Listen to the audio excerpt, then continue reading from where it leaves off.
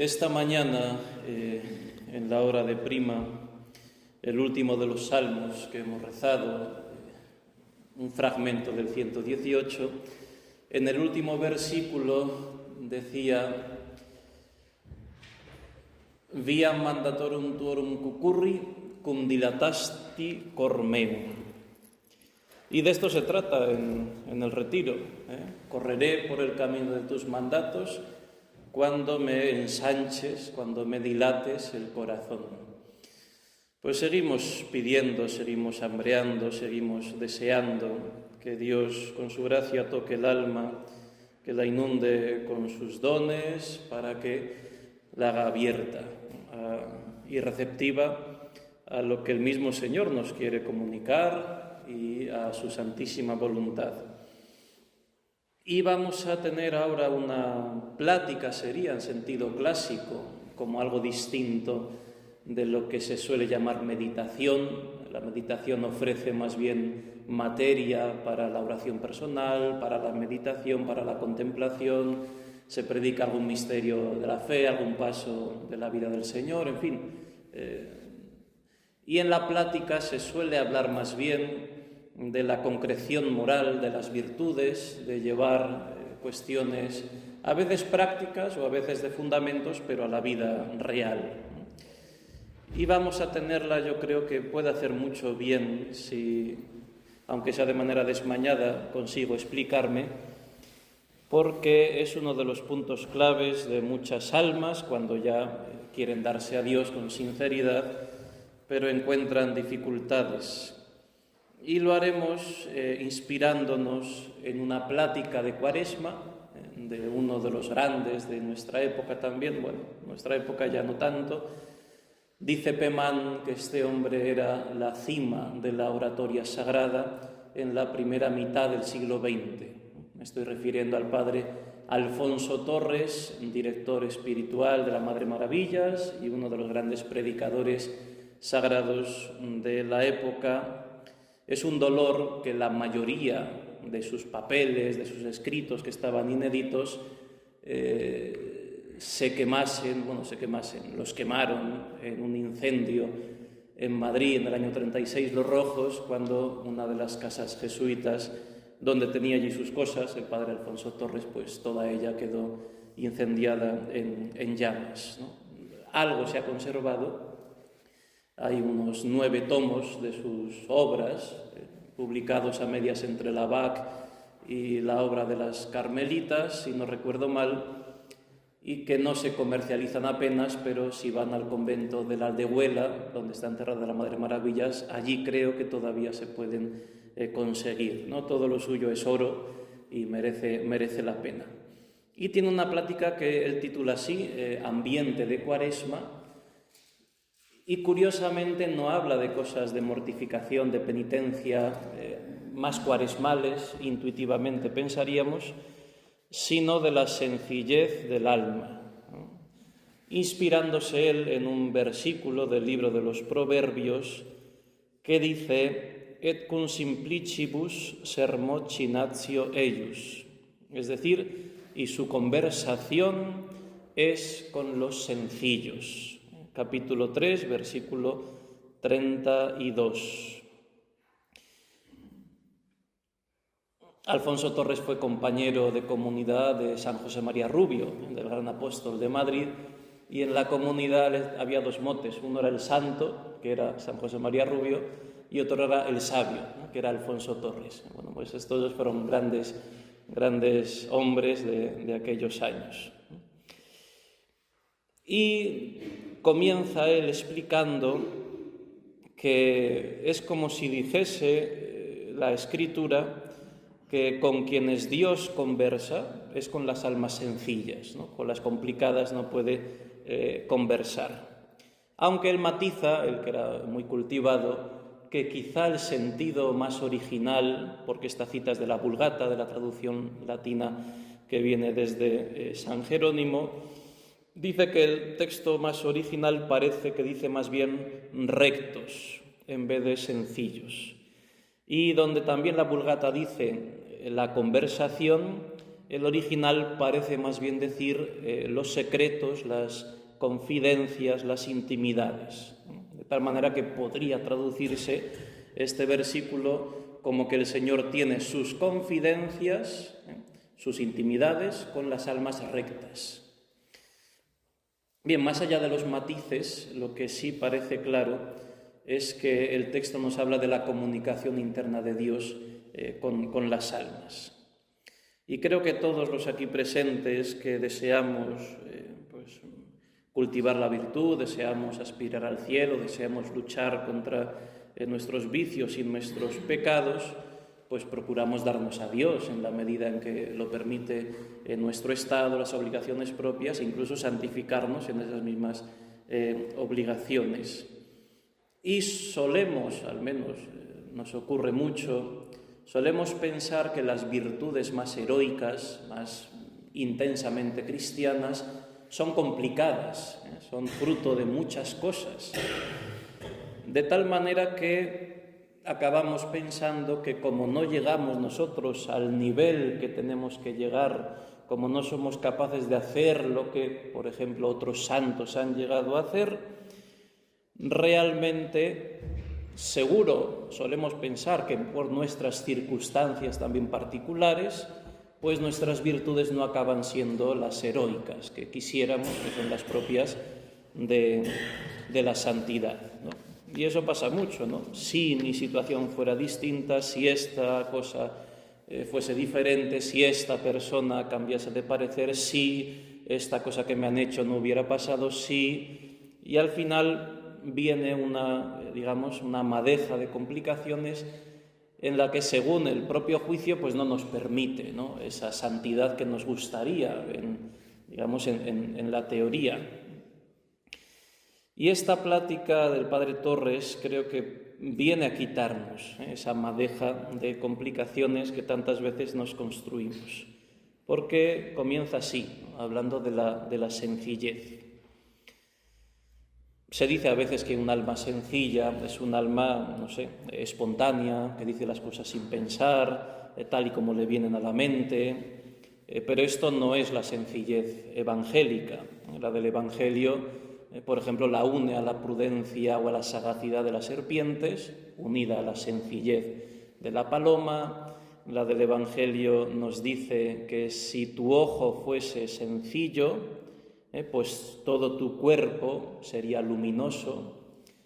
La del Evangelio nos dice, en palabras de Jesucristo, cuando agradece a su Padre, porque ha revelado estas cosas no a los sabios y entendidos, sino a los pequeños, a las almas sencillas. En fin, nos dice que si no nos hacemos como niños, pues no entraremos en el reino de los cielos. Es decir, que esta sencillez tiene que ver directamente con Dios y, por lo tanto, con buscar a Dios sin buscar otra cosa. Sería quizá la primera gran verdad. Si nuestras almas son sencillas, toda nuestra vida sería luminosa, y esas son las almas que tienen pues esa pureza interior que no busca más que a Dios en todo. Esas son las almas rectas, si usamos la otra traducción, y cuanto más buscan a Dios solo, pues más lo desean y más se ponen en marcha con velocidad, con aceleración constante hacia el cielo.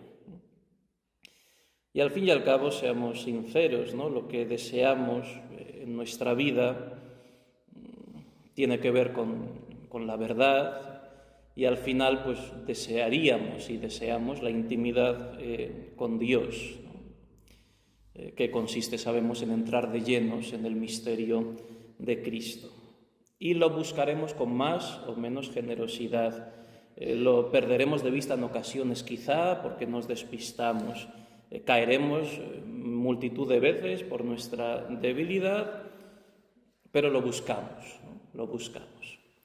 Y si lo logramos, pues habremos satisfecho por entero aquel deseo que late en el corazón y del que pues ya hemos hablado muchas veces, ¿no? Nos hiciste, Señor, para ti, nuestro corazón está inquieto hasta que descanse en ti.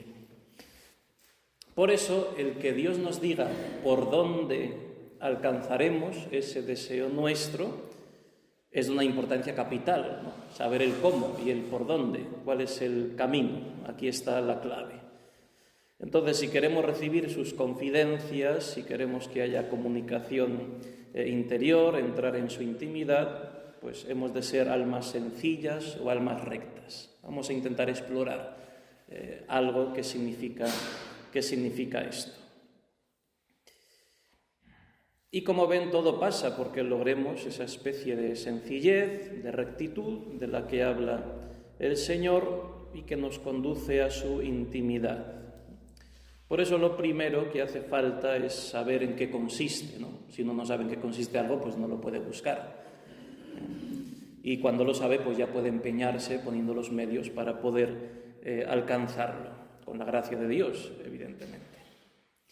Y no es tan fácil ser alma sencilla, porque supone una transformación total del corazón y de la mente. ¿Pero en qué consiste? Vamos a verlo en la plática. Primero de todo, el Padre Torres así lo dice, para alcanzar esa sencillez o rectitud hace falta lo que solemos llamar pureza de intención. Esto lo sabemos, ¿no? O sea, consiste en que con la mente, con el corazón, con los deseos de toda la vida, pues no busquemos más que a Dios, lo hemos dicho al comienzo. Todo nuestro deseo y anhelo ha de ser este. En teoría esto lo sabemos y en teoría todos lo queremos, ¿no? ¿Quién diría lo contrario? ¿Quién diría que no quiere directamente buscar a Dios? No estaríamos aquí entonces, ¿no? Sin embargo, si fuera así, de verdad, si tuviéramos siempre pureza de intención, pues toda nuestra vida sería luminosa. Y a veces vemos lo contrario, o tantas veces vemos lo contrario, ¿no? Hay muchas sombras en nuestra vida. Dice el Padre Torres, cito: «Yo creo que las almas consagradas al Señor que son fieles, fervorosas, todas tienen esa pureza de intención, esa rectitud de intención. Pero creo que teniendo eso fácilmente, hay algo al lado de eso, como rodeando eso, que no siempre es puro. Vamos a ver si lo explicamos. Quiero yo agradar al Señor, pero a veces en el fondo del alma hay algo que quisiera que el agradar al Señor trajera tales o cuales consecuencias. Por ejemplo, agradar a tales personas resultase lo que a nosotros nos interesa, evitar a tales o cuales dificultades. Quisiera uno buscar a Dios, pero que ese buscar a Dios fuera de tal modo que trajese como resultado todo ese conjunto de cosas que uno desea. Se busca a Dios, pero, digamos, de una manera colateral, escondida, sinuosa, al final revierte sobre uno mismo. Y al final influye el deseo de algo que no es Dios, aunque se busque con cierta sinceridad a Dios, ¿no? Agradar, consecuencias positivas, evitar males, etc.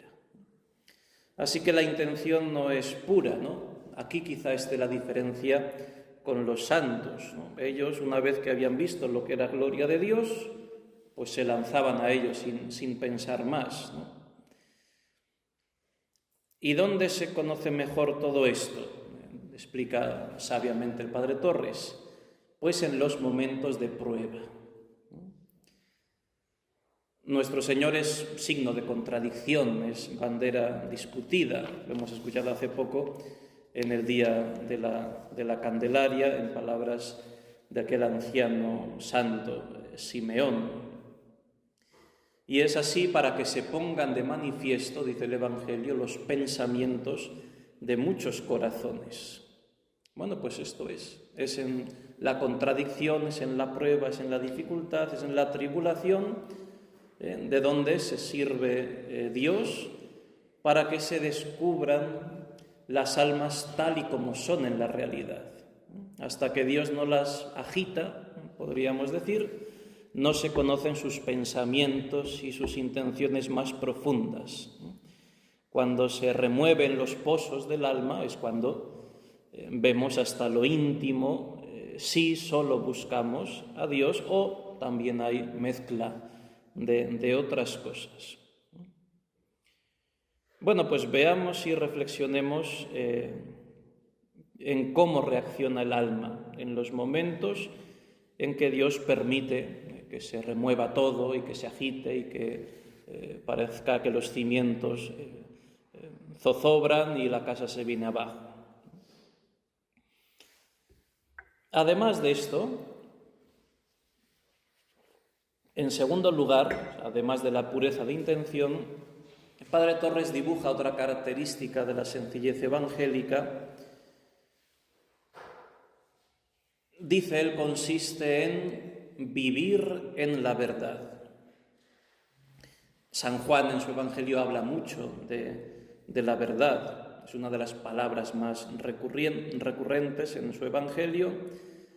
Y sí, hay almas que son muy espontáneas, en el sentido de muy sinceras también, porque todo lo que tienen dentro pues lo vuelcan hacia afuera, ¿no? Como un cestillo que si es de mimbre y le echas agua, pues todo se va cayendo, no retienen nada, ¿no? Y esas almas con sinceridad no podrán acusarse de mentir porque no mienten. Pero, dice el padre Torres, eso no basta. Son en cierto modo almas verdaderas, las que nunca mienten.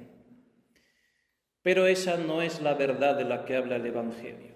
Cuando el Señor dice, yo soy el camino, la verdad y la vida, explica el padre Torres que camino y verdad aquí son lo mismo, que es el modo en el que podemos concluir alcanzando la vida, porque uno está en el camino cuando vive en la verdad, si no, no está en el camino recto. Y así un alma sencilla y recta es un alma que vive en la verdad.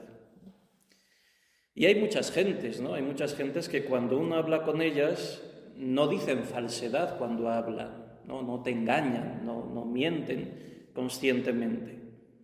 Pero entregar toda su verdad, eso es otra cosa. Y donde quiera que haya algo de disimulo, por ejemplo, de ficción, de repliegue, por ejemplo, cuando reconocemos con verdad una falta que hemos cometido, pero con cierto disimulo o ficción para quitarle peso, pues la maquillamos o de alguna manera generamos un cierto tipo de justificación, la reconocemos con sinceridad y ponemos la verdad por delante, pero ponemos la justificación, ¿no? Para que se entienda que, bueno, pues eso casi que no podría ser de otro modo. Entonces, al no entregar toda su verdad, esto hace que el alma, ese alma, que evidentemente no miente, dice la verdad, pero no vive en la verdad.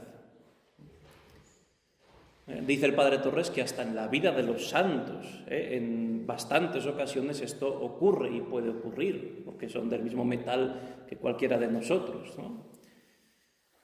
O sea, no pensemos que es algo tan fácil y tan sencillo de conseguir, digamos, ¿no? Él pone el ejemplo, no cita a quién, pone el ejemplo de un santo que escribe a un emperador con mucha influencia, muy poderoso, dándole muchas lisonjas y alabanzas, pero no dice nada de una falta pública muy grave de ese emperador que tenía que haberle dicho alguna cosa, ¿no? Entonces, digamos, incluso aunque sea muy santo, pues en esa carta estaba lisonjeando, no mentía en lo que decía, porque no eran lisonjas falsas, había un reconocimiento verdadero de los bienes que se siguen de la obra de este magnate, pero no entrega toda la verdad. O sea, pasa por alto algo que, como incomoda un poco, pues bueno, queda más o menos oculto. Bien, ¿cómo entender mejor esto de vivir en la verdad? Bueno, Santa Teresa de Jesús, al final del libro de la vida, capítulo 40, después, si Dios quiere, en la segunda y última plática, vamos a explorar un poco esta expresión de Santa Teresa, pero dice ahí, casi como un broche de todo su libro, que Dios le dio a entender una verdad que es cumplimiento de todas las verdades. Y entonces hace una especie de confesión hacia hacia sus hijas de qué palabras escuchó al Divino Maestro decirle a ella en la oración. Y Jesucristo le dice: hija mía, qué pocos me aman con verdad, que si me amasen con verdad, no les encubriría yo mis secretos. ¿Sabes qué es amarme con verdad? Entender que todo es mentira, lo que no es agradable a mí. Después exploraremos esto. Entonces, ¿cómo entender mejor esto? El padre Torres dice, cito: yo llamaría vivir en la verdad de Dios a que uno procure en su vida vivir sin intermediarios entre la verdad de Dios y ese juicio que nosotros nos forjamos, sin que sea preciso un tamiz, una lente, que de alguna manera mitigue o desvíe eso que es verdad de Dios. De tal manera que con la luz de la fe, con la sabiduría de Dios, con la verdad de Dios, el alma tenga bastante y no necesite más. Y entonces el padre Torres, jesuita, sin embargo, pone como ejemplo de esto a San Francisco de Asís. Para él dice que es el santo que más ha vivido en la verdad. Porque cuando le presentaban cuestiones arduas o difíciles o de muchas prudencias, pues él contestaba directamente con el Evangelio, con tal sencillez que no había otra manera de poder entender las cosas. No necesitaba otra cosa, ¿no? El Evangelio basta. Sin intermediarios, sin artificios, sin justificaciones. Aquello que decía siempre a sus frailes, ¿no? Eso lo escuché yo en el primer retiro de seminario y creo que es del único que me acuerdo. Fíjense si habría habido retiros durante el seminario, pero me acuerdo del primero, en el inicio de curso del primer año, y del resto prácticamente se me ha olvidado todo. Decía aquel predicador una cita de San Francisco de Asís que repetía mucho a los hermanos menores, ¿no? Hermanos, somos lo que somos ante Dios y nada más. Somos lo que somos ante Dios y nada más. Y claro, pasaba por loco muchas veces San Francisco de Asís, efectivamente. Y no le importaba en absoluto a él. No, solo le importaba vivir en la verdad del Evangelio, ¿no? La verdad desnuda. Tan así que ya saben, al final de su vida, como veía que muchos de sus hermanos, de los frailes menores, se apartaban de sus enseñanzas, del estilo que él había querido pues, imprimir en la orden, él decía: ¿quién me ha quitado a mis frailes? ¿No? Diciendo, pues, ¿qué es lo que ha pasado? ¿Quién me ha quitado a mis frailes?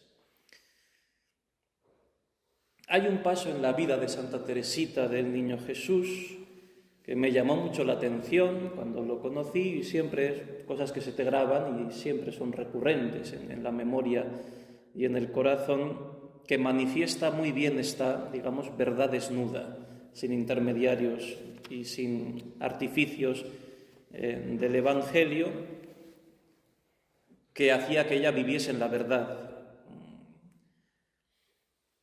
Era una vez en la que una hermana de la comunidad, de su convento, había roto un frasco, un recipiente, se le habría caído,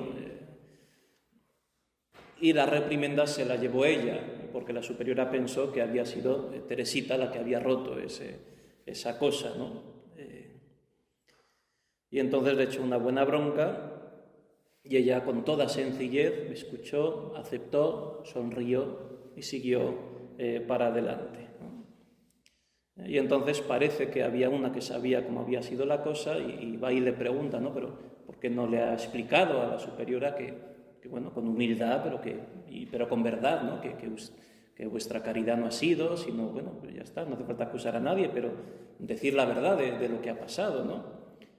Y entonces ella parece que contestó: lo bonito es cuando te regañan sin motivo. Es decir, ella vivía en la verdad, no porque fuese verdad histórica, concreta, el tema de haber o no haber roto aquello, sino porque aceptó esa humillación con sencillez, con alegría, puesto que mucho más humillación fue la cruz del Señor, y Él nos pide que nos hagamos pues uno con Cristo Jesús. Por lo tanto, si ya no soy yo, es Cristo quien vive en mí, pues vivir en la verdad significa vivir como Cristo vivió. Por lo tanto, vivir en la verdad es lo que hizo Santa Teresita en esa ocasión. Bien, y tercero, y por último, dice el Padre Torres, después de, digamos, la pureza de intención, después de andar en la verdad, sin intermediarios, podemos entender que lo sencillo, lo recto, si bien lo miramos, es lo contrario de la complicación. De manera que un alma sencilla, dice el Padre Torres, es un alma sin complicaciones. Y él explica que estas complicaciones son ladrones, son esos ladrones de los que hablábamos un día cuando citábamos a la Santa Madre, ¿no? Que estamos tan contentos de haber hecho todo muy bien, pero dejamos al ladrón dentro de casa, porque el ladrón somos nosotros mismos, ¿no? En cuanto a los afectos desordenados, a esa madeja desordenada de la que hemos hablado ya. Es decir, son las raposas de las que habla San Juan de la Cruz y las cita el padre Alfonso Torres. Las raposas son las zorras, ¿no? Las zorras que roban en los gallineros, y sin enterarte de repente pues te has quedado sin gallinas y sin nada. Dice el doctor místico: llama el alma a toda esa armonía de apetitos y movimientos sensitivos raposas, por la gran propiedad que tienen a este tiempo con ellas. Porque así como las raposas se hacen dormidas para hacer presa cuando salen a caza, así todos estos apetitos y fuerzas sensitivas estaban sosegadas y dormidas hasta que en el alma se levantan y se abren y salen a ejercicio estas flores de las virtudes. Y entonces también parece que despiertan y se levantan en la sensualidad sus flores de apetitos y fuerzas sensuales, a querer ellas contradecir al espíritu y reinar. Está diciendo que parece que no hay esos apetitos desordenados, están dormidos, hasta que las virtudes sinceras comienzan a florecer. Entonces comienzan a despertar también los otros, porque no es que no estuvieran, simplemente estaban dormidos. Esto a veces nos pasa a todos, ¿no? Nos instalamos en una sana mediocridad de vida de gracia porque intentamos evitar el pecado mortal y estamos ahí tranquilos, ¿no? Más o menos satisfechos, ¿no?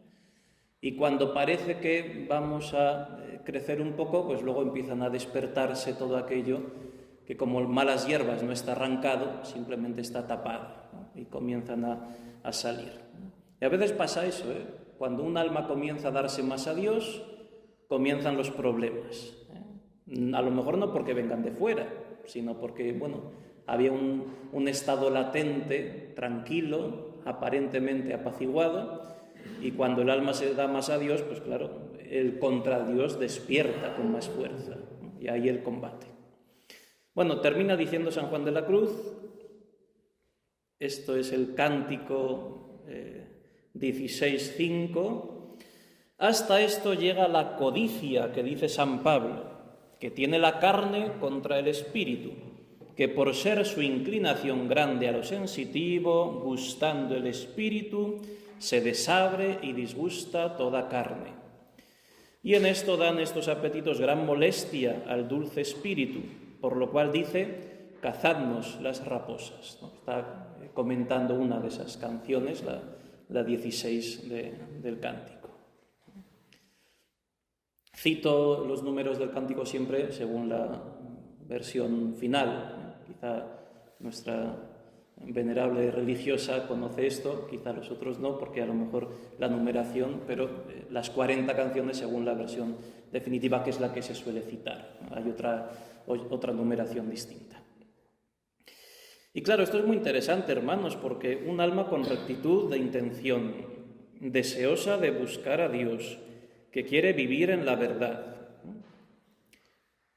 pero siempre con complicaciones, ¿no? Siempre con complicaciones, siempre con complicaciones, ¿no? Son las raposas, son las zorras que despiertan y quieren llevarse todas las gallinas de la casa, ¿no? Se hacen las dormidas y cuando parece que florece la virtud, ahí se levantan para molestar y para detener y para atar, sean gruesas o sean delgadas, pero es un hilo que no permite volar, ¿no?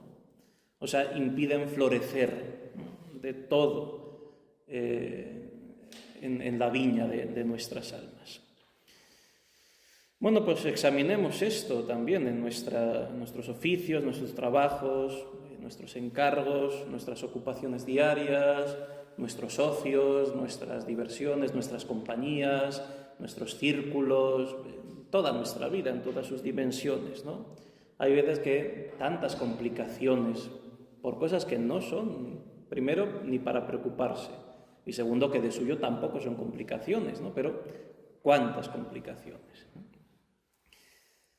Y si seguimos al Padre Torres en todo esto, pues los proverbios podrían decirnos, parafraseando con otras palabras, que la conversación es con los sencillos, o que las intimidades se las comunica Dios a las almas rectas, que el alma sin complicaciones es el alma que tiene esa intimidad con Dios. Es decir, el alma donde hay oración,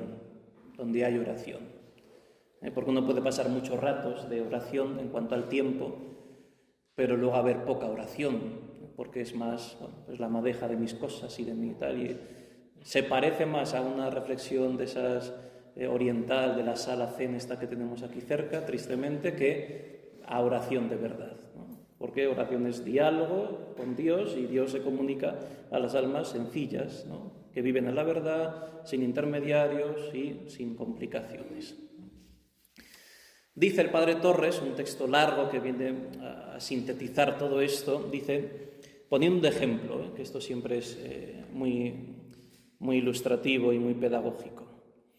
Figúrense una persona que tiene que hacer un balance y en tal suma pierde un céntimo, en tal multiplicación otro, en tal división le queda un residuo y así procede en todas sus cuentas y cálculos. Lo natural es que cuando haga el resumen del balance no cuadren el debe y el haber. Pues miren, yo creo que algunas veces pasa en la vida esto, que un afecto concreto que tenemos es el resultado de una serie de complicaciones, de muchas complicaciones. Los hábitos propios, las costumbres, el natural, los tropiezos, las facilidades, todos juntos son los antecedentes de la acción.